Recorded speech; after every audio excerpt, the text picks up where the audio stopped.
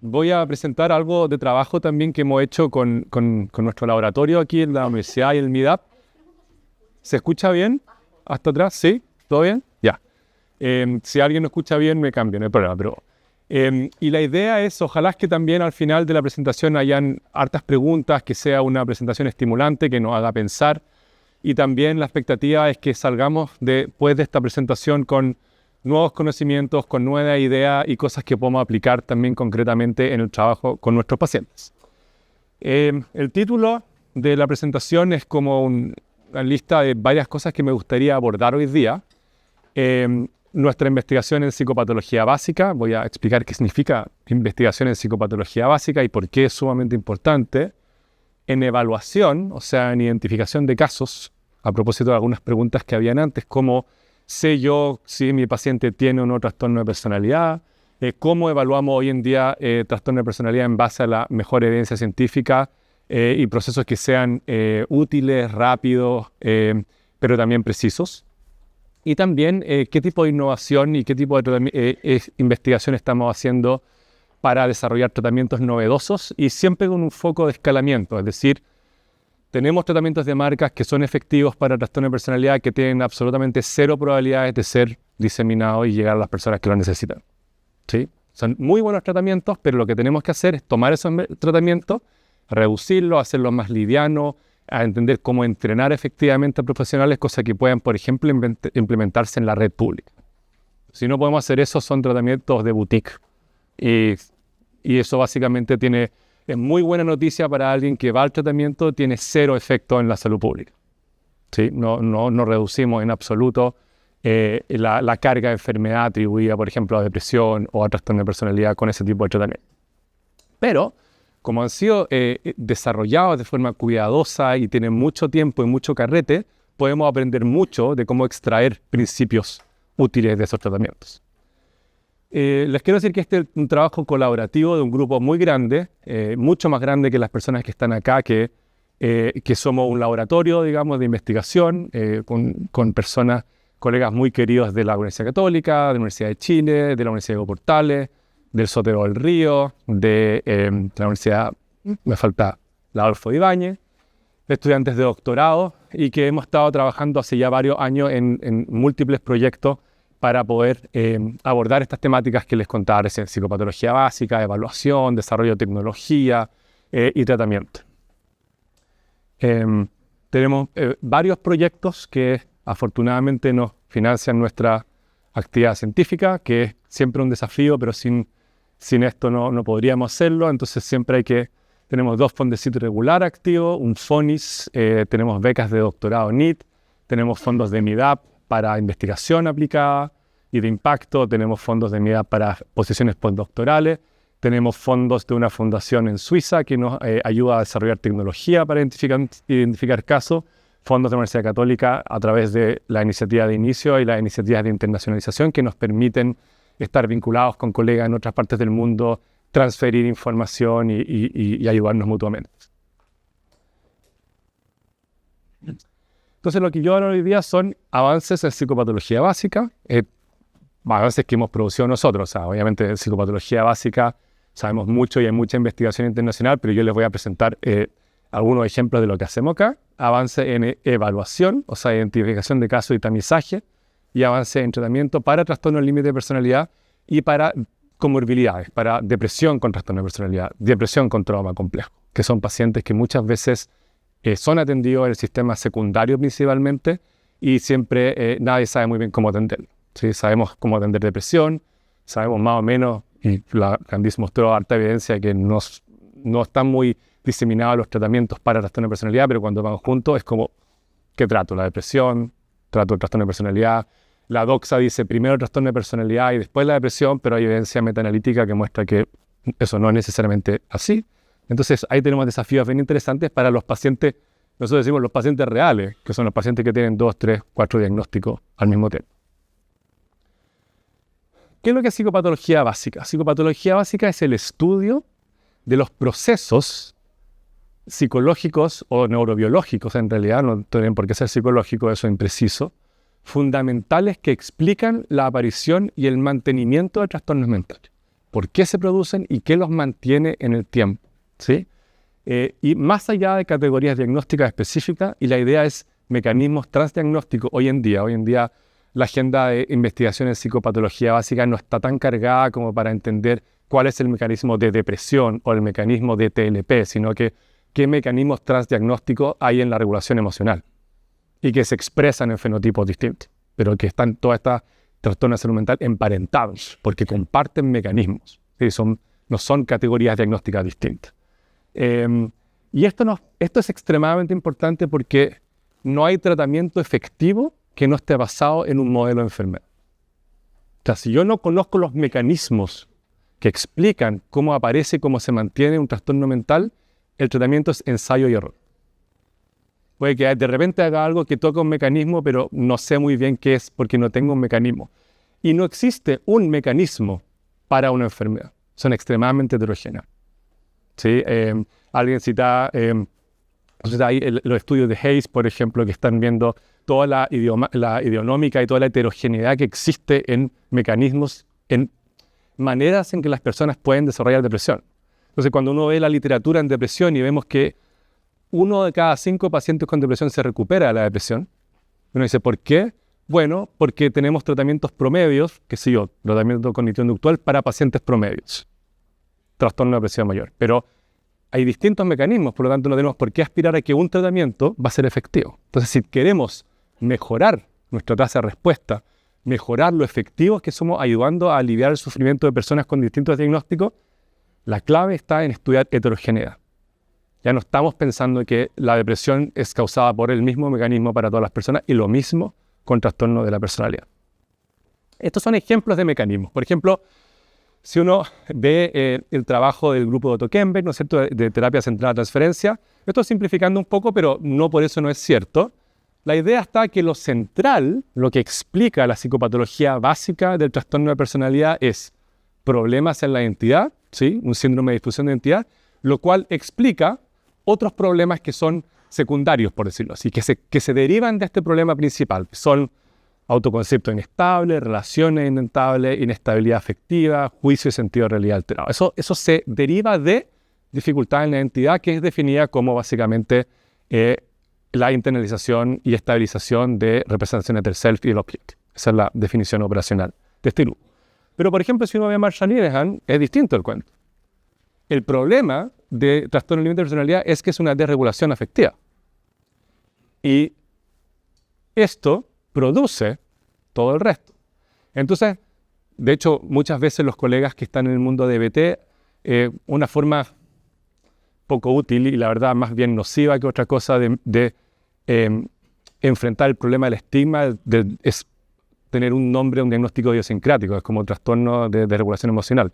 Eso no soluciona el problema del estigma, o sea, que cada uno invente su diagnóstico no ayuda a los pacientes a encontrar la información correcta o nada, pero bueno, pero eso le habla de lo importante que es la regulación emocional en este modelo. Y obviamente muchas de las técnicas y las habilidades que se entrenan en DBT van a ayudar a personas a mejorar sus capacidades de regulación emocional, principalmente y transversalmente a través del mindfulness y secundariamente otro tipo de habilidades específicas para ayudar con la tolerancia al distrés, o sea, sobrevivir emociones muy profundas, muy negativas, o otro tipo de problemas de la regulación afectiva, y esto tiene correlatos neurobiológicos, a propósito de la dificultad de emulación de la amígdala, que tampoco es de TLP, un mecanismo bastante transversal, así que tampoco es que la promesa esté en la relación entre la amígdala y la corteza prefrontal. Eso sería muy bueno que TLP tenga ese mecanismo específico porque cumple con la teoría, pero la verdad es que es transversal a otro tipo de problemas también. Y tenemos otro modelo acá, que es de John Gunderson, un académico que debe haber estado en McLean cuando tuviste, porque él es el gran, digamos, iniciador de toda la línea de trastorno de personalidad en McLean, en Harvard, y que es uno de los iniciadores también de uno de los estudios longitudinales más importantes que se ha hecho, que nos han ayudado a aprender varias cosas de las que decía Candice, que hay esperanza, las personas se recuperan, sobre todo con tratamiento. ¿Sí? Entonces él tiene la idea que el principal problema en TLP es la hipersensibilidad interpersonal, la sensibilidad al rechazo, la sensibilidad a la injusticia, ¿sí?, al abandono. Y eso es lo que activa inestabilidad interpersonal, ¿sí? Si alguien está siempre hiperalerta con sesgos atencionales a que me van a abandonar, me van a hacer daño, Eso no es bueno para las relaciones, ¿cierto? Eso produce intensa desregulación efectiva, o sea, me siento rechazado y se arma y se inicia una respuesta emocional de alta intensidad, muy negativa, de la cual no me puedo recuperar, no puedo modularla, ¿sí? Entonces, se fijan, tenemos 3 mecanismos distintos, ¿sí? Son 3 mecanismos que predicen primero esto, después esto, primero esto, después esto, primero esto, después esto. Y la verdad es que son teorías y lo que tenemos que hacer nosotros es poder entender, ok, por plantearlo de una forma un poco burda, ¿quién tiene razón? La conclusión, y ustedes, todos tienen razón, ¿no es cierto? Pero tienen razón para distintos pacientes. O sea, ninguno de estos es el mecanismo del trastorno de la personalidad. Algunos funcionan con estos mecanismos más que otros. Y eso nos permitiría nos permite poder seleccionar mejor los tratamientos. ¿Qué significa? Que no todos los pacientes que tienen TLP tienen que recibir DBT porque tienen la mayor cantidad de ensayos clínicos aleatorizados. Algunos pacientes, donde la desregulación emocional es primaria y activa toda la cadena, se benefician mucho de DBT. Cuando el problema principal es desregulación del self, perfectamente mentalización o terapia centrada a la transferencia pueden ser mejores alternativas, ¿sí?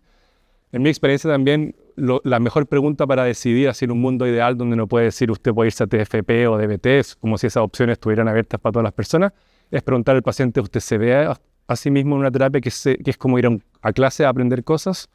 Si el paciente dice que sí, va a funcionar bien con DBT. Si el paciente dice no me veo yendo a clases con otras personas compartiendo mi experiencia, no lo envío a DBT, aunque tenga 200 ensayos clínicos aleatorizados, porque al paciente no le va a gustar. Los valores de los pacientes y sus expectativas son igual de importantes que la evidencia de los tratamientos. O sea, siempre acuérdense que la psicología clínica basada en la evidencia es una silla con 3 patas. La evidencia de los tratamientos, el estilo del terapeuta y los valores del paciente. No es aplicar manuales, nunca. Nunca jamás un psicoterapeuta que trabaja desde la evidencia se ha dedicado a impartir manuales como si fuera un robot. Eso no existe. Nadie hace eso. Para que lo sepan, yo creo que ya lo deben saber. Pero... Bien, ¿qué ven acá? Nada, ¿cierto? Bueno, nada, efectivamente. Es un cuadro negro, pero acá hay un cuadrito blanco. Este cuadradito blanco representa el tiempo que un paciente está en la consulta o psicólogo respecto del tiempo que está en otra actividad de su vida. O si quieren, el tiempo que un paciente está en un laboratorio haciendo medidas respecto de... Entonces, ¿cuál es el problema que quiero plantear acá? Es muy sesgada la visión que tenemos en la burbujita de la consulta, ¿no es cierto? ¿Sí? Entonces la burbujita de la consulta también es uno de los ingredientes activos de la psicoterapia. Produce experiencias emocionales correctivas, produce confianza, alianza terapéutica, un espacio protegido, el único momento de la semana que puedo pensar y conectarme conmigo, pero también produce el problema de que no tiene mucha validez ecológica, ¿sí? Muchas veces no nos da mucha información. Entonces, lo que a nosotros nos interesa es un tipo de investigación que se llama Ecological Momentary Assessment o Experience Sampling, que es básicamente utilizar tecnología, por ejemplo, celulares, y hacerles preguntas a los pacientes varias veces al día durante periodos de tiempo en distintos contextos en los que ellos estén. O sea, llevar la investigación y llevar la evaluación a la vida cotidiana de las personas. Por eso es una evaluación ecológica momentánea. O sea, es ecológica porque no es en el laboratorio, no es en la sala de espera, no es en la consulta, es en la vida de los pacientes. Y es momentánea porque no les preguntamos en las 2 últimas semanas. Vieron que muchos de los tamizajes son así. Las 2 últimas semanas me he sentido... Y eso es bueno cuando las cosas son estables en el tiempo. Eso es bueno para investigar rasgos, es bueno para estudiar estados emocionales un poquitito menos variables, como depresión, por ejemplo. Pero, ¿cuál es una de las características del trastorno límite de personalidad? ¿No he escuchado alguna vez que es alta inestabilidad, alta variabilidad, dinámicas rápidas, cambios momento a momento? Entonces, si yo le pregunto a un paciente con un diagnóstico de TLP, durante las 2 últimas semanas, ¿cómo ha estado su ánimo? El sesgo de reporte retrospectivo nos dice que las personas tienden a reportar los momentos más peaks o cómo se siente en el momento, y perdemos un aspecto importantísimo del TLP, que es ¿sí? la variabilidad momento a momento, ¿ya? Que es lo que hace que la vida de las personas con TLP sea tan difícil, tan impredecible y produce mucho sufrimiento. Entonces, el Ecological Momentary Assessment, que es algo que yo he estado trabajando mucho con Antonella D'Avanzo, que es mi tesista de doctorado, que está a punto de defender su tesis ya la semana que viene. Hemos estado mirando mucho este modelo y escribiendo algunas cosas como metodológicas, técnicas, estadísticas, pero sin embargo, solamente para poder entender mejor en tiempo real, con validez ecológica, lo que pasa momento a momento en 4 áreas principales del trastorno límite de personalidad, en este caso, que es problema de la identidad, problemas interpersonales, desregulación afectiva y descontrol conductual. Autocorte, ideación suicida, intento suicida, impulsividad, impulsividad regular o impulsividad autolesiva, ¿sí? Y la verdad es que es muy interesante lo que se puede hacer con esto, porque en vez de, básicamente lo que hacemos es que, por ejemplo, varias veces al día, entre 13 y 25 veces al día, o sea, cada 1 hora o cada media hora, los pacientes responden muy cortitos, se demoran segundos en una barra análoga. En este momento me siento rechazado por otra persona. Para nada, absolutamente. Listo, queda registrado, se guarda el celular. En este momento tengo claro qué y quién soy, claridad de autoconcepto, ¿sí? O sea, son preguntas que tienen harta validez como de cara, ¿no es cierto? O sea, no podemos tener variables latentes escondidas, o sea, hay que preguntar exactamente lo que uno quiere, porque si no es muy difícil, no son escalas, son una sola pregunta, un solo ítem. Desde la última vez que respondí, incluyendo este momento, actué de manera impulsiva. Y las personas contestan con una barra análoga y lo que aparece ahí, en vez de un promedio, por ejemplo, de la depresión o la claridad de autoconcepto en las 2 últimas semanas, lo que aparece es esto. Es una ventana a la vida de un paciente durante 11 días. ¿Sí? Es una ventana. De repente entendemos un poco más qué significa tener esta variabilidad, estas dinámicas altamente inestables en estos componentes tan importantes de la vida cotidiana. Las relaciones con otras personas, cómo me veo a mí mismo, cómo regulo mis emociones. Y la cosa se ve más así. Son 2 formas de graficar lo mismo. Esto es como cada una de estas colores es una variable. Por ejemplo, me siento rechazado, tengo claro quién soy, actué de manera impulsiva. Y esto es como un mapa de calor, básicamente donde nos dice mientras más amarillo, más intenso, digamos, es la intensidad de esta dimensión. Por ejemplo, estos son 140 mediciones y acá tenemos, ¿no es cierto?, mediciones donde fue muy intenso. Y acá es donde nosotros decimos, ¿qué pasó acá? ¿Sí? ¿Qué pasó aquí? Que hay una que esta persona se sintió extremadamente rechazada en ese momento. ¿Qué pasó? ¿Qué pasó antes? Son modelos longitudinales intensivos. Podemos modelar relaciones temporales, antecedencia temporal. No causalidad. Causalidad es mucho más un animal mucho más difícil en psicología. Pero sí antecedencia temporal. Cuando las personas se sienten así, antes pasa eso. ¿Y se acuerdan los modelos, los mecanismos que les mostraba recién de Marshall Linehan, de Otto Kemper, de Gunderson? Necesitamos precisamente relaciones temporales para poder ver en qué casos, para qué pacientes esto pasa antes y después esto pasa después. Y esta data nos permite aprender mucho sobre eso. Entonces ahora les voy a mostrar algunos resultados en esa línea. Primero, este es un trabajo muy bonito de Magdalena Dabello, que es tesista del magíster, que se graduó el año pasado, que ella quería ver, bueno, enfoquémonos en funcionamiento interpersonal, ya que parece ser y es un aspecto extremadamente importante del trastorno de la personalidad límite. Y ella quería ver cómo se compara, que uno puede decir que es algo obvio, pero es algo que es muy importante entender y van a ver al tiro por qué. ¿Cómo se compara la variabilidad? O sea, ¿cuánta variabilidad existe en la vida interpersonal de una persona con trastorno límite de personalidad versus un control sano, o sea, una persona sin el diagnóstico? ¿Sí? ¿Cuánta variabilidad, inestabilidad existe? Variabilidad es como el agregado, les voy a mostrar cómo se calcula, de hecho, se los puedo mostrar al tiro. La variabilidad es básicamente la suma al cuadrado de todas las diferencias entre las observaciones. O sea, en el agregado, ¿cuánto cambia la persona? ¿Ya? Eso se llama MSSD, que es un concepto estadístico. Pero después está inestabilidad, que es cuántas veces ocurre que la persona de una medición a otra cambia más de una desviación estándar respecto al promedio de los cambios. O sea, un cambio grande y rápido. No como que me sentía un poco bien, un poco mal y después un poquito peor, sino que estaba bien y después de repente, de una medición a otra, estoy muy mal. Es muy interesante porque son ese tipo de experiencias las que muchas veces desembocan, por ejemplo, en descontrol conductual y estrategias de afrontamiento maladaptativas como el autocorte, ¿cierto? Entonces, esos momentos, esos cambios agudos, son esenciales. Y después la medida de intensidad, o sea, variabilidad, inestabilidad e intensidad. Es decir, en un día, estos son promedios diarios de, por ejemplo, sensibilidad al rechazo, en una escala de 1 a 5. ¿Y cuál es el promedio de los promedios? O sea, en promedio, ¿cuán rechazado se siente una persona cada día y durante los 11 días? Entonces, lo que quería investigar la Magdalena en su tesis era esto. Lo que descubrió es que cuando uno compara, esto es casi una prueba de concepto estadístico, ¿no es cierto? O sea, diagnóstico. Cuando uno compara el grupo de controles sanos con el grupo con diagnóstico de TLP, claramente la variabilidad en personas con TLP es mucho mayor que los controles sanos, ¿sí? Lo sabíamos por autorreportes retrospectivos, pero ahora lo sabemos en la vida diaria de las personas. O sea, esto es, en la vida diaria hay mucho más variabilidad, lo cual es un problema clínico, ¿sí? Mucho mayor inestabilidad, pero claramente mucho mayor inestabilidad, sobre todo en sentirse incomprendido. Esto solamente es funcionamiento interpersonal, ¿sí? Y después, mucho mayor intensidad, momento a momento, de sentirme, por ejemplo, rechazado, criticado por otras personas, incomprendido por otras personas o haber tenido conflictos con otras personas. Entonces, esto nos da una mirada de lo que es el día a día de personas con diagnóstico de trastorno límite de personalidad y podemos ver cuánta variabilidad hay, cuánta inestabilidad existe y cuánta intensidad existe de estos problemas cada día.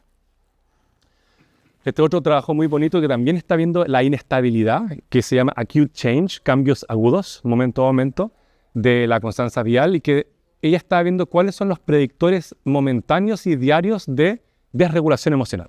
Esto es súper importante, por ejemplo, para el mundo, personas que trabajan mucho con desregulación emocional, porque esto nos dice, la inestabilidad afectiva en un día, o sea, la cantidad de cambios agudos que existen momento a momento, se puede predecir por días en los que me sentí particularmente rechazado. Esos días hubo mucho mayor inestabilidad afectiva. Días en que me sentí criticado harto, mucho más inestabilidad afectiva. Y el coeficiente más alto es días en que me siento incomprendido, tengo muchos más cambios abruptos en mis afectos, ¿sí? Entonces, clínicamente es interesante porque uno podría decir, ok, si yo quiero disminuir la inestabilidad afectiva, yo puedo entrenar a mi paciente en habilidades para tolerar el distrés, pero en el mediano y largo plazo sería buena idea también ayudarlo a transitar y metabolizar y manejar situaciones de rechazo e incomprensión interpersonal, porque eso está haciendo el motorcito de esto, ¿sí? Después María Pascatán dijo, ya, ¿quién tendrá razón? ¿Sí? ¿Marshall Linehan o John Gunderson? ¿Qué viene antes? ¿Desregulación emocional y después desregulación interpersonal? ¿O primero desregulación interpersonal y después desregulación emocional? ¿Sí? Apuestas. ¿Quiénes votan porque tiene razón John Gunderson? Que primero hay hipersensibilidad interpersonal y después me siento rechazado y después me siento muy triste. O me siento muy triste porque tengo una dificultad en regular mis emociones y cuando me siento muy triste no obtengo la validación que estoy buscando y me siento rechazado por otras personas. Porque nadie sabe cómo entender cuando yo me siento tan triste que siento que me voy a morir de tristeza. Y la única forma de salir es, por ejemplo, cortándome. No hay otra. Sustituir el dolor emocional por dolor físico, ¿sí? Bueno, en este estudio, estos son los coeficientes de sentirse criticado precede emoción negativa y este es emoción negativa precede sentirse criticado. Y vemos que los coeficientes son siempre más altos en el modelo que problemas interpersonales predicen, ¿sí? Entonces uno podría decir que ganó el Team Gunderson, 1-0. Pero en realidad sabemos que cuando estudiamos esta data con más cuidado, vemos que hay mucha heterogeneidad, que estos son los efectos promedios. Siempre cuando hacemos regresiones estadísticas, son promedios. Y se esconde mucha heterogeneidad en esto. Entonces, para algunos pacientes es cierto esto, quizás los efectos más fuertes y para la mayoría de los pacientes, por eso este predictor es tanto más grande.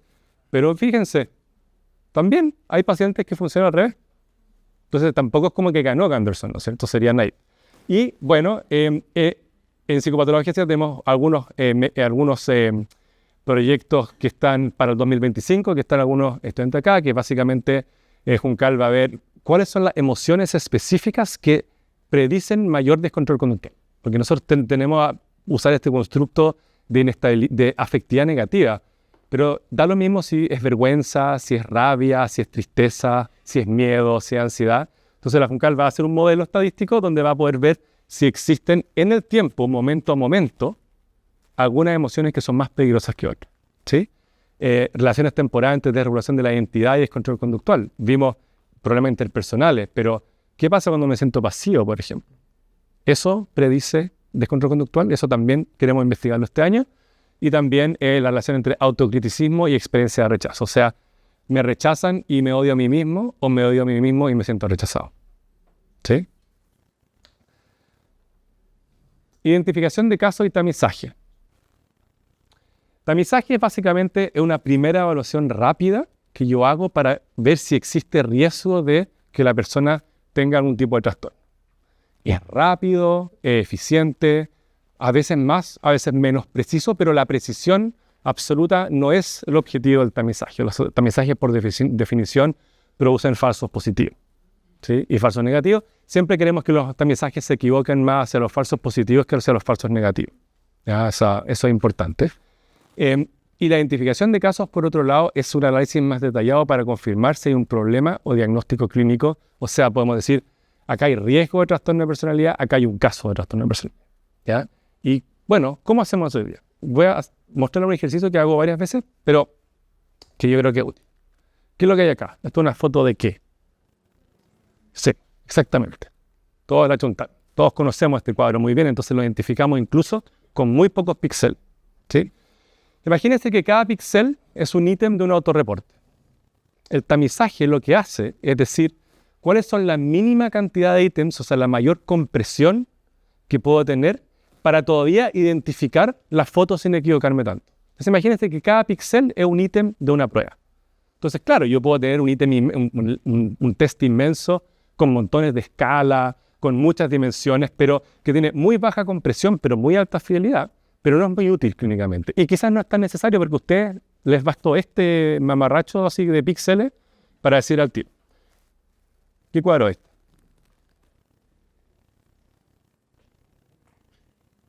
Sí. ¿Cuál es el problema? El problema es que es un cuadro de Matilde Pérez que no conocemos tan bien, porque no es la Mona Lisa, ¿sí? Igual es Matilde Pérez, pero no es la Mona Lisa. ¿Y qué pasó? ¿Lo conocemos? No lo conocemos, no lo identificamos. Y esto nos habla de la importancia de conocer los criterios diagnósticos cuando uno hace tamizaje. Los tamizajes no son, le doy un autorreporte a mi paciente, confío ciegamente en que 12 preguntas sobre personalidad son suficientes y no. Conozco los criterios, hago el tamizaje, hago un diagnóstico. Conozco los criterios, comunico el diagnóstico. Es imposible hacer buena comunicación diagnóstica si no sé. El psiquiatra que decía que no le quería dar el diagnóstico a la paciente no tiene idea, probablemente. No, le dice porque no sabe. Está confundido con 1000 teorías en la cabeza del siglo XIX, digamos, qué sé yo. No sabe qué decir y por eso no le dice el diagnóstico. Saber el diagnóstico es esencial. Entonces, ¿qué sabemos sobre los criterios? Bueno, yo creo que varios de ustedes saben que hoy en día ya no tenemos un modelo alternativo, que es el AMPD, que está en la sección 3 del DSM-5 y el DSM-6. Tengo información así como privilegiada de que el DSM-6 solamente existe el modelo alternativo. Y sin la vuelta atrás. Vieron que ahora es el modelo híbrido. Yo puedo hacer el modelo alternativo dimensional y si se cumplen ciertos rasgos puedo volver atrás al diagnóstico categorial de diagnóstico narcisista de la personalidad. No más. O sea, el AMPD, ahora el DSM, se va a alinear con el CIE-11, que cerró esa puerta. El diagnóstico solo dimensional en el criterio A y rasgos para ver un poco el fenotipo. Eso es un poco lo que está acá. O sea, en el modelo del DSM, al igual que en CIE-11, tenemos dos criterios principales. Un criterio que es para ver disfunción del self y disfunción interpersonal. Si ustedes quieren un criterio psicodinámico, ¿sí? Es como claramente un saber y una base científica que viene de la teoría psicodinámica, que el acuerdo es que eso es lo que constituye un trastorno de personalidad. Dificultades del self y dificultades interpersonales. Y después un criterio B para evaluar rasgos maladaptativos. Aquí vemos por primera vez que toda la psicología académica de los rasgos entra al DSM. Empezamos a usar rasgos no solamente para estudiar poblaciones de estudiantes de college, que es típicamente lo que se hace con los rasgos, sino que para estudiar psicopatología, ¿ya? Y entonces, esto es lo que uno tiene que entender para poder hacer un diagnóstico y explicarle a un paciente de qué se trata un trastorno de la personalidad. Y por eso, como decía la Candice, trastorno de la personalidad no es un buen nombre, porque estos son aspectos de la personalidad. Sí, aspectos importantes, el self, la identidad, claridad, autoconcepto, sentido de dirección, capacidad para la empatía, intimidad o todo lo que hay, hipersensibilidad interpersonal, pero no, personalidad igual a un par de pueblos pasados, digamos, en temas del constructo. Entonces esta amalgama, digamos, de pseudoespecificidad y de criterios diagnósticos para todos estos tipos de diagnósticos de trastorno de personalidad, sabemos que no es muy robusto, genera puros casos de comorbilidad o los terapeutas decían no especificado o diferido en eje 2, porque en realidad aprenderme 15 criterios o 9 criterios para cada una de estas cosas que al final no son buenos criterios, son arbitrarios. Entonces esto es sustituido por esto. No cómo se diferencian todos estos, sino que cuál es la psicopatología de base, qué tienen todos en común. Da lo mismo si la expresión de ese trastorno es narcisista, evitativo, dependiente, obsesivo o límite. Todos tienen en común dificultades del self y dificultades interpersonales. Entonces eso es lo que yo uso para hacer el diagnóstico. No los síntomas. No sé, los que son médicos acá, es como, no importan los tipos de fiebre, ¿sí? Hay que ver qué es lo que produce un estado infeccioso, qué produce una inflamación, vaya a saber, qué produce la depresión. La fiebre. Entonces, en vez de ver el fenotipo o la expresión de la enfermedad para ver el diagnóstico, es cuál es el mecanismo que está produciéndolo. Y eso es muy, muy interesante y en este sentido los trastornos de personalidad van a la vanguardia. Porque lo mismo vamos a empezar a ver probablemente en el tiempo con otro tipo de trastorno, ¿sí? A propósito de ese modelo dimensional y algo que decía la Candice, los modelos dimensionales reducen el estigma. Porque los modelos dimensionales conectan la experiencia de la enfermedad con experiencias humanas básicas. ¿Sí? Entonces, los problemas del self que afectan a personas con trastorno de personalidad, baja claridad del autoconcepto, bajo sentido de dirección, autocriticismo, le pasan a todas las personas. Lo que pasa es que a las personas con trastorno le pasa rígidamente en distintos contextos y de forma demasiado intensa que afectan el funcionamiento. Entonces, disminuyen el estigma precisamente porque están conectados a la experiencia humana. Y esa es una de las principales gracias de lo dimensional, más que poner las cosas en una línea. Que está bien poner una cosa en una línea y no en cajitas separadas, pero lo más importante para mí de lo dimensional es que conecta con la experiencia humana. Y eso ayuda a derribar el estigma. Pero sabemos que personas que tienen dificultades del self y dificultades interpersonales, ese problema se puede expresar de forma muy distinta. Entonces la pregunta que tenía el Task Force que estaba modificando el CIE-11 y el modelo alternativo es, ok, sí, todos tienen en común esto, pero es muy distinto si la expresión de este problema es, por ejemplo, alguien como antisocial o alguien con trastorno límite de personalidad. La estrategia clínica es extremadamente distinta, aunque los dos pueden tener problemas acá. Y para eso, para ese nivel de heterogeneidad fenotípica, que es importante para especificar tratamiento, existen los rasgos, que es el criterio B. Entonces, en el criterio A, yo digo, hay dificultades del self y dificultades interpersonales, condición suficiente y necesaria para hacer un diagnóstico de trastorno de personalidad. ¿Sí? Trastorno de la personalidad singular, no hay trastornos, esquizoide, esquizotipo, eso ya no existe. Es un trastorno, ¿sí? Pero que se expresa, que tiene expresiones muy distintas, que esto pasa en enfermedades comúnmente. Nadie tiene los mismos síntomas, pero la enfermedad es la misma, ¿sí? Y estos son los rasgos que básicamente funcionaron mejor, tipo Big Five, pero para psicopatología, para poder... Entonces, el esquema que tenemos, afectividad negativa, desapego, todos tienen facetas, por supuesto, como rasgos supraordenados. Entonces pasa esto. En el nivel 1, yo identifico dificultades del self e interpersonales en el criterio A, y después para saber, bueno, cómo afecta esto a mi paciente, cómo se expresa esto, que es más genérico, si uno quiere. En mi paciente hago un perfil de rasgo, entonces este paciente, por ejemplo, tiene alta desinhibición y mucha afectividad negativa. Uno puede decir, este es como un paciente que antes era como medio borderline. ¿Sí? Porque básicamente hay mucho sufrimiento emocional y eso a veces lo lleva a descontrolar al descontrol conductual, que es como ese fenotipo, ¿no es cierto? Entonces, ¿cómo evaluamos el trastorno de la personalidad? Aquí es donde la Candice empieza a ponerse nerviosa. Así no. Así no. Y no es por polémica gratuita.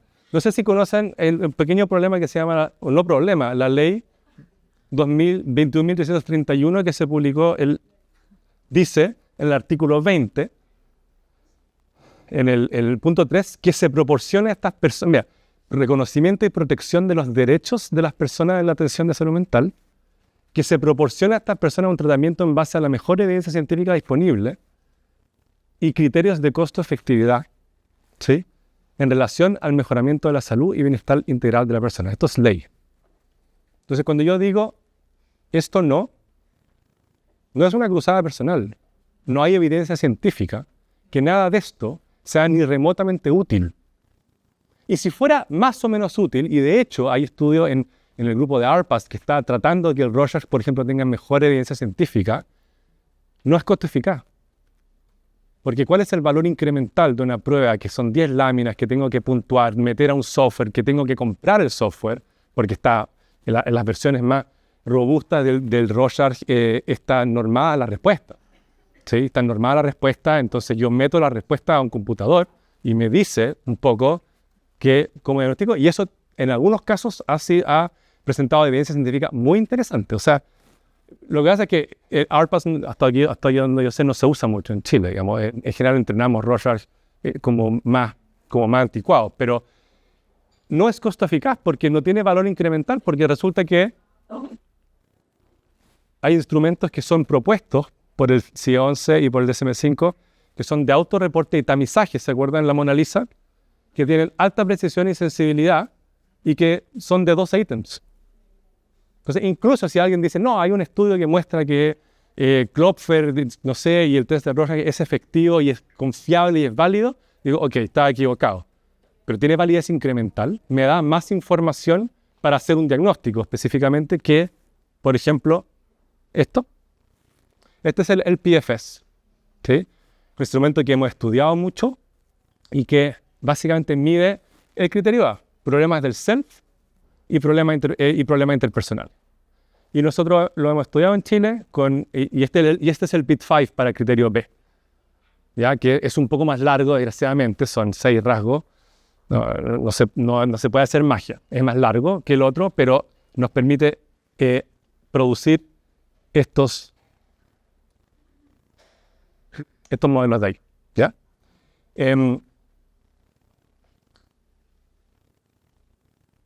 Este es un artículo que está en revisión, así que tómenlo con un grano de sal. No hemos obtenido todavía el feedback de los revisores, no sabemos si se va a aceptar, pero es el artículo que escribimos con mis queridos colegas Cristóbal Hernández y Marian Cotán. Esto fue, mucha de esta data es parte de la tesis de Marian, que es básicamente la adaptación de los dos instrumentos, del LPFS y del PIT-5, cosa que están listos para hacer el diagnóstico en 2 pasos. Primero criterio A y después criterio B, ¿sí?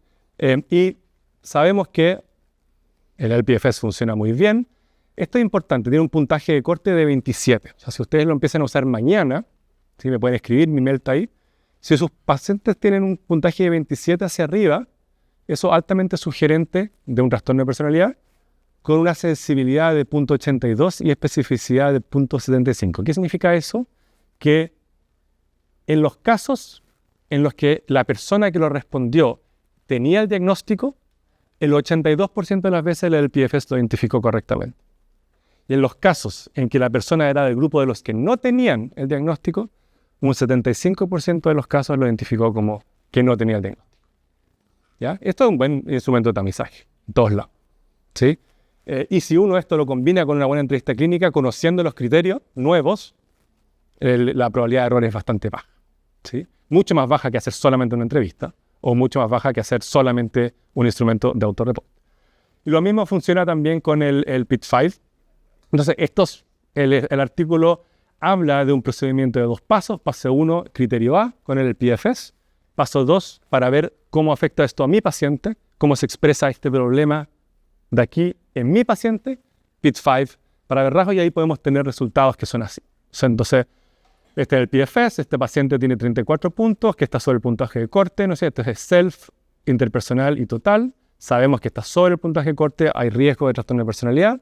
Y después aplicamos el PIT-5 en el segundo paso y sabemos más o menos cuál es la constelación y yo puedo abrir incluso el PIT-5 y ver las facetas y ver qué es lo que está haciendo que, por ejemplo, psicoticismo sea un poquito más alto. Entonces, este podría ser un paciente, entre comillas, esquizoide. ¿Sí? No volvemos a esos diagnósticos, no son necesarios, pero igual me ayuda a entender que quizás este paciente tiene una visión más idiosincrática de la realidad y quizás tengo que ayudarlo con eso, ¿cierto? Y estos son otros casos, por ejemplo, de otro tipo de perfiles, pero básicamente funcionan igual. El LPFS lo estudió también la Colomba Eguinao en una muestra de pacientes con TLP para ver si es que efectivamente se cumplía la predicción del DCM5 de volver atrás, y la verdad es que no funciona. Y por eso no existe en el DCM6 el modelo híbrido, porque en realidad nuestros casos de TLP del Sotero del Río no tenían las facetas y los rasgos que dice el DCM que tienen que tener las personas con TLP. Tenían mucho más rigidez, perfeccionismo rígido y psicoticismo. También eran más graves. ¿Sí? Y después las CAS, la Candice habló un poco de este estudio, lo pusimos a prueba el PFS en el servicio de urgencia del Sotero. Es decir, todos los pacientes que entraban al Sotero, y que el Sotero no tiene una urgencia psiquiátrica, pero cuando los pacientes llegan a la urgencia del Sotero y alguien activa una interconsulta psiquiátrica, son evaluados psiquiátricamente en la emergencia, y queríamos ver si efectivamente sobreidentificaba o se mezclaba. Y el porcentaje de 27,5 de los pacientes coincide casi exactamente con estudios más controlados en urgencia. Entonces, el PFS también sirve para detectar y diferenciar casos de trastorno de personalidad en servicios de urgencia. Que es una idea que como que no, mi paciente está demasiado grave para hacer el diagnóstico de trastorno de personalidad, y uno dice, ¿ah? Y no será grave por el trastorno, es como, ¿cómo voy a postergar el diagnóstico de lo que quizás explica que mi paciente esté en la emergencia, digamos? Entonces, el LPFS puede ser utilizado incluso en ese contexto, y eso es bastante interesante. Este es el doctor José Moore en el Horvitz, presentando en el Instituto Psiquiátrico, y Benjamín, Sebastián Brito, que está por ahí también, presentando el LPFS, son nuestros paladines de la psicología clínica basada en la evidencia en el Horvitz, y están presentándolo para ser usado. Y también, para que sea más fácil aún, tuvimos un fondo donde desarrollamos un software que se llama Mira, que es un software que permite a los clínicos hacer evaluaciones basadas en la evidencia y obtener reportes de sus pacientes, ¿ya? Entonces, esto está en la Unidad de Salud Mental acá, en el Centro Médico de San Joaquín. Básicamente, el paciente con un tablet aprieta un código QR y aparece en el PFS, lo contesta y después sale el resultado y dice si tiene o no trastorno de personalidad, y hace lo mismo con el PIT-5 y ve cuáles son los rasgos. Esto es en la sala de espera en 5 minutos, ¿sí? Se fijan cuando uno dice depresión, sí puede diagnosticar una sesión, trastorno de personalidad, 4 sesiones de psicodiagnóstico, no, sala de espera, ¿sí? O antes se puede enviar por mail también. Esto es ahí, está un software que es un proyecto internacional, está siendo también utilizado en Kosovo, en el sistema de escuelas públicas, en Tanzania también, en un proyecto que trabajamos con colegas de Dar es Salaam, y también está empezando a ser usado también en el Instituto Psiquiátrico, ¿ya? En el programa de trastorno de personalidad para hacer mejor detección de casos, ¿sí? Lo cual para mí es muy buena noticia porque el Instituto Psiquiátrico era, no sé, uno de los lugares donde sospecha de trastorno de personalidad psicodiagnóstico, automático, a psicología, a psicodiagnóstico, ¿sí? Y no es necesario, porque bastan, como les mostré recién, una buena entrevista conociendo los criterios, acuérdense del cuadro, y 2 buenos instrumentos de autorreporte que son muy útiles, sencillos y costo eficaz. Tratamiento. Acá les voy a mostrar 3 estudios. ¿Cuánto rato tengo, Candice? Solamente para recordar. Perfecto. Vamos a tener tiempo para preguntar. Fantástico.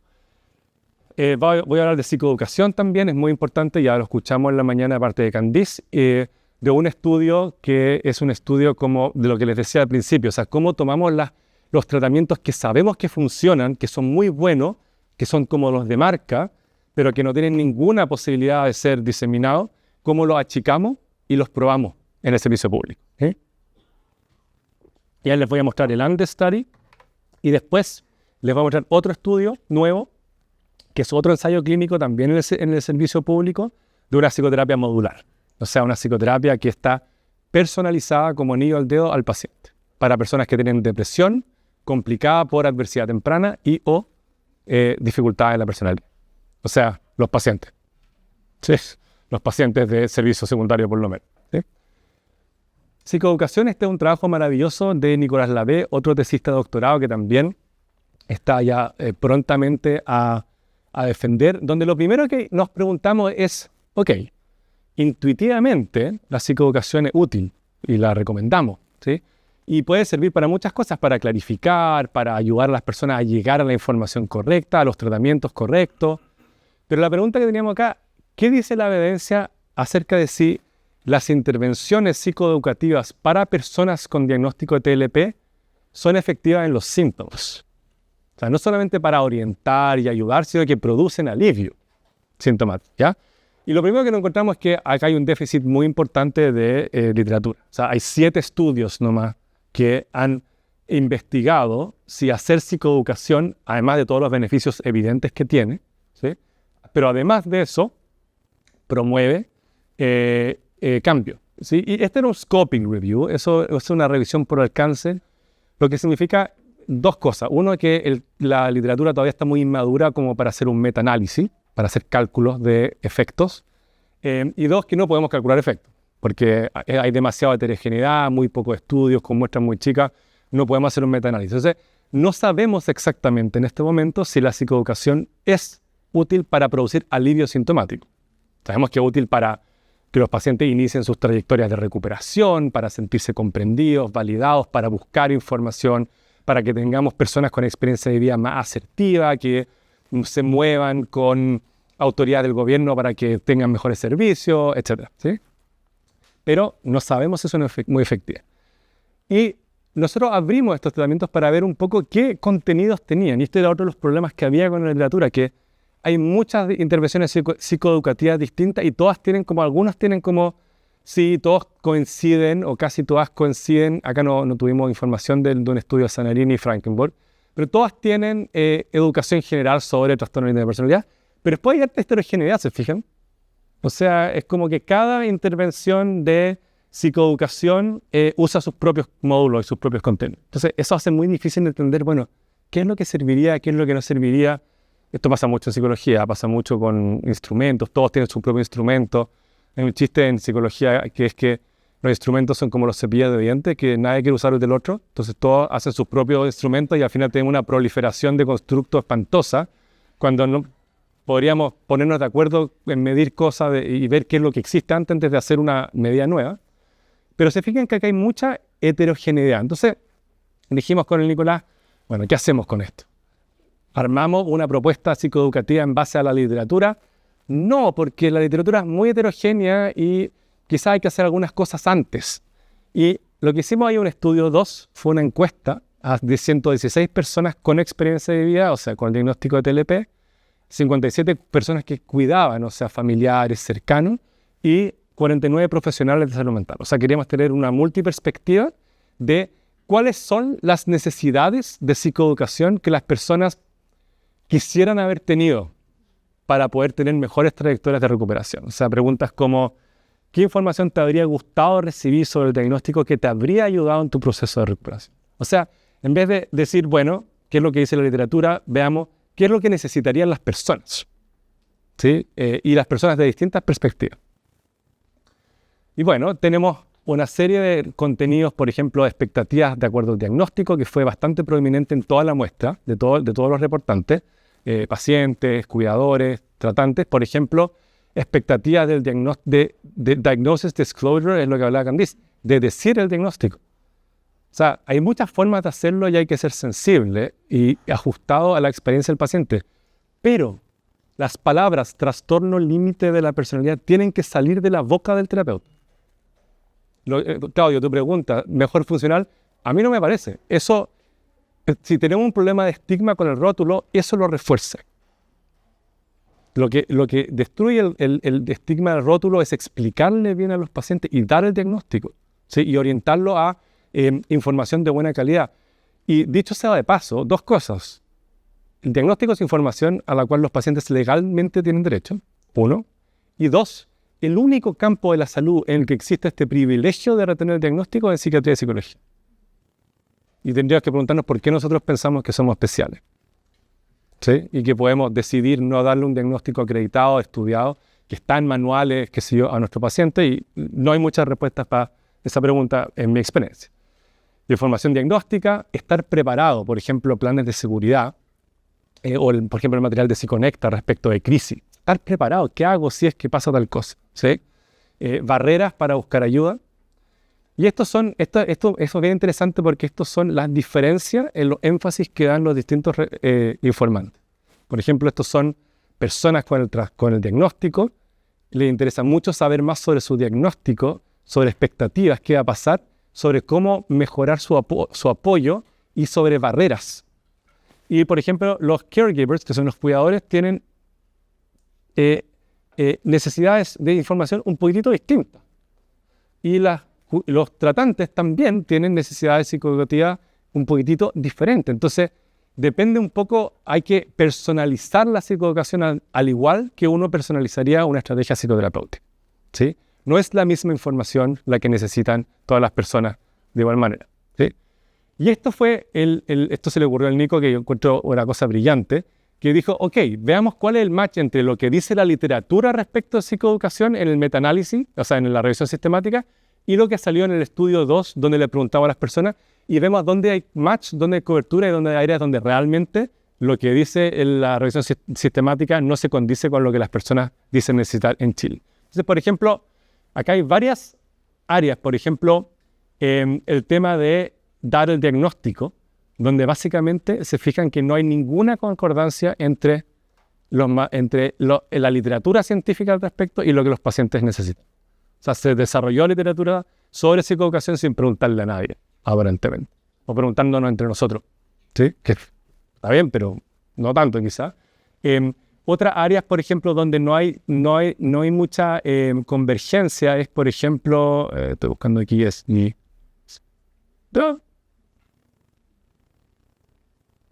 aquí, grupos de ayuda, support groups. Esto está en inglés porque está en un paper en inglés, pero la encuesta fue en español y todo, por supuesto, fue en Chile. Entonces se fijan como que información sobre grupos de ayuda, donde yo puedo contar mis experiencias, compartir, sentirme parte de un grupo, no como un bicho raro. Eso no está en ninguno de los manuales de psicodiagnóstico que están en la literatura.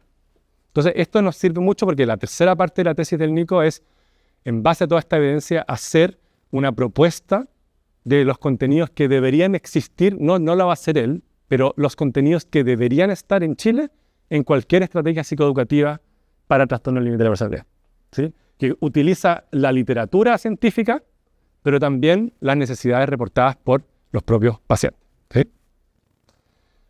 Adaptación de herramientas de marca. Aquí tenemos el fantástico ANDES Study, dirigido por Matías Correa, un FONIS. Matías no pudo estar hoy día porque hoy día mismo asumió como el jefe del Servicio de Psiquiatría del Sotero del Río. Así que un gran aliado, un gran amigo e investigador que está realmente dirigiendo un estudio que es inédito en Chile porque es un ensayo clínico aleatorizado en distintos consultorios en todo Chile, multisite, de multicentro. Y eso es una tarea realmente increíble, con mucho apoyo del grupo de Chile. No sé si está allá, no, parece no. Con mucho apoyo de Chile y de todas distintas instituciones. Esto es un estudio grande, esto no se puede hacer sin mucha colaboración. Y la verdad es que nosotros somos los investigadores principales, pero hay un equipo inmenso de personas que están trabajando en terreno, en los distintos consultorios. Este es un estudio que está haciéndose en el Huasco, en La Pintana, en el Sotero del Río, en el Seco Cusam de Temuco, en Padre Las Casas, en Puerto Montt y en Reloncaví. O sea, es un estudio, en un ensayo clínico aleatorizado que está en distintos lugares donde vamos a probar una intervención de DBT, porque la Shelley McMahon ya mostró que cuando uno compara un DBT de 6 meses con el original de 12 meses, se retienen los resultados. Eso se llama un ensayo clínico de no inferioridad.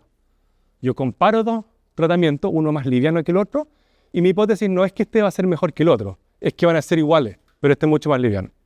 Los efectos van a ser comparables, por eso es de no inferioridad. Yo no asumo que es inferior. Entonces, la Shelley McMahon hizo este estudio, que es el FASTER Study, y demostró que 6 meses de DBT para problemas de descontrol conductual y otros, no para todo, pero ostensiblemente, es comparable al DBT de 12 meses, o sea, de un año. Y eso es, imagínense el efecto de eso en la compresión de listas de espera, o sea, lo que tiene que esperar la gente las personas en los lugares que hay DBT, digamos que son 2 COSAMs en Chile y el Sotero, tienen que esperar mucho. Entonces esto descomprime esto. Pero nosotros dijimos 6 meses, no, 3 meses, ¿sí?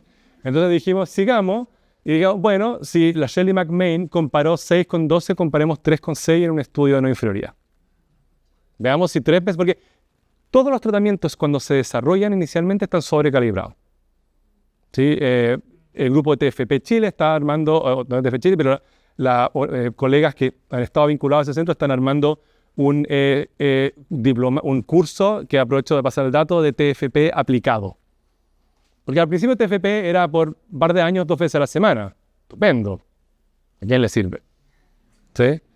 Tiene efecto y un tratamiento muy bien desarrollado, con mucho cuidado. No quiero decir que no, pero 2 veces a la semana por 2 años, ¿qué probabilidades tiene cualquier estado del mundo de implementar eso? Alemania o Suiza, da lo mismo. No es costo eficaz. Entonces, todos los tratamientos cuando se desarrollan originalmente, los desarrolladores son así como mucho más como así, no quieren soltarlo y se preocupan y se preocupan mucho de integridad. Y eso está bueno para probarlos al principio, para ver que realmente funcionan, en ensayos clínicos más controlados. Pero en algún momento, igual que los medicamentos, hay que soltarlos, digamos, soltar la molécula, ¿no es cierto? Y empezar a hacer adaptaciones, porque ahí está la probabilidad de ayudar a más personas, ¿ya? Entonces, 3 meses. Esto lo probamos, lo probamos primero en un ensayo con un estudio de MIDAP, un FIP, donde hicimos un pequeño estudio de bases múltiples, le voy a decir al tiro cómo funciona eso, donde probamos un DBT de 3 meses online, ¿sí? Para pacientes graves con trastorno de personalidad límite del sótero. Este es un diseño de línea de bases múltiples. Todos reciben el mismo tratamiento, pero algunos esperan 3 semanas, otros esperan 6 semanas, otros esperan 9 semanas. Y lo que hacemos nosotros, no calculamos ningún efecto, examinamos visualmente que este esperó 3 semanas, partió el tratamiento, hay una mejoría. Este esperó 6 semanas, parte el tratamiento y hay una mejoría. O sea que cada vez que parte el tratamiento, independiente del periodo de espera, uno ve una mejoría. Y esto es buena evidencia inicial de efectos. No es el gold standard de un ensayo clínico, pero es buena evidencia. Y esto nos permitió postular a un FIP y ganarlo, a un FONIS y ganarlo. Por ejemplo, esta intervención de 3 meses tiene promesa. Parece que funciona en este servicio. Entonces, escalémoslo a un RCT, porque es muy mala idea hacer un RCT multicéntrico para una intervención que uno no sabe si va a funcionar. Igual era jugado, 3 meses, GBT, trastorno de personalidad, pacientes muy graves, y acá teníamos evidencia suficiente para mostrar. Entonces, lo que hace el understudy es reclutamos y asignamos aleatoriamente, a través de un algoritmo de aleatorización, a 12 semanas de DBT Skills Training, o sea, entrenamiento de habilidades, solamente habilidades, no la parte individual, o tratamiento usual, y los que reciben tratamiento usual y no responden después también le ofrecemos el tratamiento que deseamos, o 24 semanas de tratamiento usual. Al principio íbamos solamente a comparar el DBT de 3 meses con el usual, pero después dijimos, ya, está bien, quizás es muy interesante que DBT de 3 meses es igual de 6 meses, pero quizás lo que más interesante en términos de la política pública, uno cuando hace doctorado no le enseñan a comunicarse con el sistema público y ser convincente y persuasivo. Eso es una habilidad que hay que aprender el tiempo. Y una de las cosas que decidimos es mucho mejor decir, esto es mucho mejor que el tratamiento que actualmente están recibiendo las personas en los contextos de atención. Porque que DBT 3-6 meses sea mejor, eso es el caso de una cuestión académica, si es que uno no lo contrasta también con el tratamiento usual. Porque ahí uno puede decir, es buena idea entrenar a todas las personas que trabajan en secundaria para arriba, en hospitales, en COSAM, en DBT, que básicamente es el curso más corto que uno puede hacer. O sea, los terapeutas que están entrenados para esto es el curso más corto que existe para DBT. O sea, es bien costo eficaz. No son 1 año y hay que ir a Seattle, no, es mucho más comprimido. Y otro estudio, y estamos partiendo, así que no tengo es como, ¿y cuál es mejor? No les puedo decir cuál es mejor porque estamos partiendo, pero este es un estudio muy bonito que estamos haciendo. Y después ganamos un Fondesit regular, que es el MIND Study, que es un estudio de intervenciones modulares para depresión, que es un Fondesit regular, ¿ya? Y que también vamos a aplicarlo en diferentes centros, es un multicéntrico también, pero solamente en el Servicio de Salud Metropolitano Suroriente, ¿ya? Estamos pensando 4, quizás 5 consultorios, y este se basa en un concepto un poquitito distinto. El understudy se basa en un concepto de tomar un tratamiento de marca y ese tratamiento de marca reducirlo a su mínima expresión efectiva y de entrenamiento posible para aumentar la probabilidad de cobertura y diseminación. Este se basa en un modelo un poco distinto que es el modelo de modularización. ¿Qué significa eso? Sabemos que no estamos siendo tan buenos para tratar a personas, por ejemplo, con depresión. En los estudios metaanalíticos de Pim Kuipers, que es un holandés que publica cada cierto tiempo estudios metaanalíticos sobre los efectos de las intervenciones, quizás muchos lo conocen, cada vez que publica un metaanálisis uno es cada vez peor. O sea, somos cada vez peores para tratar cosas que antes pensábamos que éramos muy buenos, como depresión. 1 de cada 5 pacientes con depresión se recupera de depresión post-tratamiento. Ahora, ¿sí? 60% es otra medida. Y el resto tiene síntomas residuales que permanecen, baja recuperación interepisódica, recurre, no sabemos ayudar. Y hay varias razones para eso. Una de ellas es que no sabemos personalizar el tratamiento. Pensamos que porque es cognitivo-conductual va a funcionar para todo. Porque hay 28.000 ensayos clínicos aleatorizados de CBT. Es cierto, pero en esos estudios están muy bien seleccionados los pacientes. Para tener control, eso es importante para poder tener evidencia de efectividad. Pero en la vida cotidiana, los pacientes presentan múltiples comorbilidades, estresores psicosociales, problemas en la red de apoyo sociales, lo que disminuye significativamente la efectividad de todos estos tratamientos. Entonces tenemos que aprender a tomar todo lo que hemos aprendido de los tratamientos basados en la evidencia y aprender a adaptarlos y personalizarlos. Porque no todos sirven para todos, pero no sabemos muy bien cómo personalizar y cómo adaptar. Y ese es el concepto de modularización, es pensar en los tratamientos no como un mueble así como que tenían nuestros abuelos como así inmenso, sino como un mueble IKEA que yo lo puedo cambiar como yo quiera. Como esas cocinas modulares que yo la combino entonces yo saco módulos, o sea, intervenciones de distintas terapias basadas en la evidencia y las combino en base a un perfil específico de mi paciente. Por ejemplo, los rasgos, en lo que le mostraba recién en personalidad. Hay 2 estudios nuevos del grupo alemán del DZPG, que es un centro financiado por el Estado alemán nuevo de salud mental, que probaron una prueba de concepto, un estudio chiquitito que es el MOVA Study, que mostró que cuando uno personalizaba para pacientes con depresión y adversidad temprana, que además de tener depresión, reportaban haber sufrido abuso o negligencia emocional en la infancia, o sea, pacientes más complejos, reportó que cuando para esos pacientes se combinaba el tratamiento antidepresivo con módulos específicos para problemas vinculados a haber experimentado este trauma en la regulación emocional, en la sensibilidad al rechazo, en la reactividad interpersonal, en la capacidad de mentalización, cuando uno agregaba módulos en base a un perfil específico del paciente, los pacientes tenían 3 veces más probabilidad de recuperarse después del tratamiento. Y esta fue una prueba de concepto, fue un estudio chiquitito. ¿Okay? Y por lo tanto se tiraron con el MEMOPSI, que es un estudio grandote, multicéntrico, donde están probando un RCT, un ensayo clínico de una psicoterapia modular basada en mecanismos de los RDocs, que es como un mapeo del funcionamiento mental que hizo el Instituto Nacional de Salud Mental de Estados Unidos para adolescentes. Y nosotros, muy inspirados por estos estudios y trabajando muy codo con el equipo alemán, desarrollamos el Fondesit se llama Optimización Modular de la Psicoterapia para personas con depresión complicada por disfunción de la personalidad, trauma complejo. Y lo que nosotros dijimos es, avancemos un poquito más, digamos, depresión es el problema, pero las personas pueden tener depresión típicamente complicada si uno ve un poco lo que ocurre en los centros de salud, al menos secundaria, pero primera también y tercera, por cierto.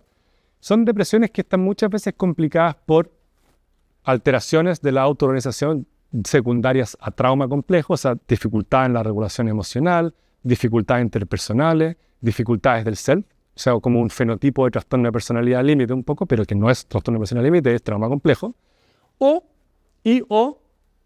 alteraciones, los mismos problemas self de regulación emocional y problemas interpersonales, pero porque hay dificultad de la personalidad.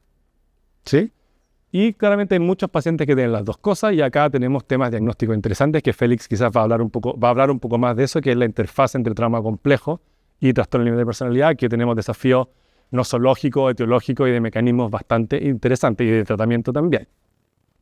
Entonces nosotros dijimos, cualquier paciente que tenga depresión y alteraciones de la autoorganización, independientes si son secundarias a trastorno de personalidad o a trauma complejo, va a entrar al estudio y va a recibir básicamente una de dos intervenciones: psicoterapia modular o tratamiento usual, ¿sí? Y la terapia modular va a durar 15 sesiones, ¿ya? Los pacientes entran al estudio, evaluamos criterios de inclusión y exclusión, por supuesto, que no voy a entrar en eso porque sería mucho tiempo. Primero, responden antes de partir el tratamiento una semana entera de EMA, que es esto que les mostraba recién, de medir todos los días, varias veces al día, para que al final podamos ver también si los efectos del tratamiento funcionan en la vida cotidiana de los pacientes, no solamente en medidas de autorreporte hechas en el laboratorio. Entran a terapia modular o a psicoterapia usual, evaluamos al final y también vamos evaluando los mecanismos. Y lo que evaluamos básicamente es este. Tenemos un módulo fijo que es un módulo antidepresivo, que es un módulo que contiene psicoeducación, alianza terapéutica, activación conductual y componentes de psicoterapia interpersonal. Son intervenciones basadas en la evidencia para depresión. Ok, fantástico. Eso funcionaría para pacientes que tienen solo depresión, ¿sí? Y también un módulo que es eventualmente de planificación de seguridad, si es que hay riesgo de descontrol conductual. Y después, en base a 3 mediciones, una de reactividad, sensibilidad al rechazo, otro a problemas interpersonales y otro a desregulación emocional, activamos una combinación de estos 3 módulos que son CBASP, que es un modelo cognitivo analítico para depresiones secundarias a trauma, y técnicas de terapia basada en la mentalización, o un módulo sistémico para personas que tienen dificultades interpersonales para reforzar, con o sin miembros familiares, para reforzar el sistema de apoyo social, y o un módulo de DT para regulación emocional. Entonces los pacientes los perfilamos y si los pacientes tienen este indicador más allá de 9, además del módulo fijo y el módulo de planificación de seguridad, si es que es necesario, el terapeuta va a incorporar esto, intervenciones basadas en mentalización y en CBASP. Si más encima el paciente tiene altas dificultades interpersonales, agregamos el módulo sistémico, y si más encima tiene dificultad en la regulación emocional, el terapeuta va a también utilizar en las 15 sesiones, cuando él o ella quiera, ¿sí?, intervenciones. Y nosotros vemos cada sesión qué se usó, cuánto se usó y qué porcentaje de la sesión fue ocupado para eso, ¿sí? Y la idea es comparar esta forma de personalizar el tratamiento antidepresivo para las personas que tienen esta dificultad, compararla con el tratamiento usual que reciben los pacientes de psicoterapia individual, ¿sí? Noticia en desarrollo también, porque acabamos de partir, de hecho todavía no nos llega ni el dinero de ANIT, pero ya estamos trabajando a full porque tenemos todo este año para terminar el manual, entrenar a nuestros clínicos, por cosa que el próximo año, en enero o en marzo, ya partamos reclutando pacientes y empezando el ensayo clínico en los servicios. Aprovecho un anuncio: hay una conferencia muy importante en Boston a fin de año, en noviembre, que a los que tengan posibilidad de ir, realmente es un lugar donde uno realmente vuelve así como con toda la investigación nuevas intervenciones, temas más como científicos, pero realmente es como van personas muy interesantes. Y se me olvidó ponerlo acá, pero también en noviembre estamos coorganizando desde el MIDAP el Seminario Internacional de Mentalización. No sé si lo han visto. Que la verdad es que vienen personas, además de los expositores chilenos y chilenas, vienen invitados internacionales. Realmente viene Peter Fonagy, viene la Carla Sharp, o sea, realmente Nick Midley, la Norca Malberg, o sea, viene gente que realmente está moviendo el mundo de la mentalización, así que les recomiendo encarecidamente inscribirse a ese congreso en noviembre. Yo voy a quedar hasta acá y feliz de recibir preguntas.